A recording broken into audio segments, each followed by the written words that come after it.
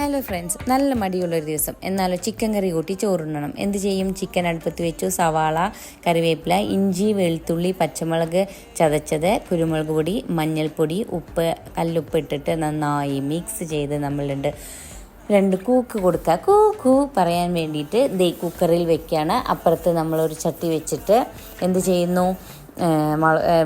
Fire on ആക്കിയിട്ടില്ല. വെളിച്ചെണ്ണ ഒഴിച്ചു.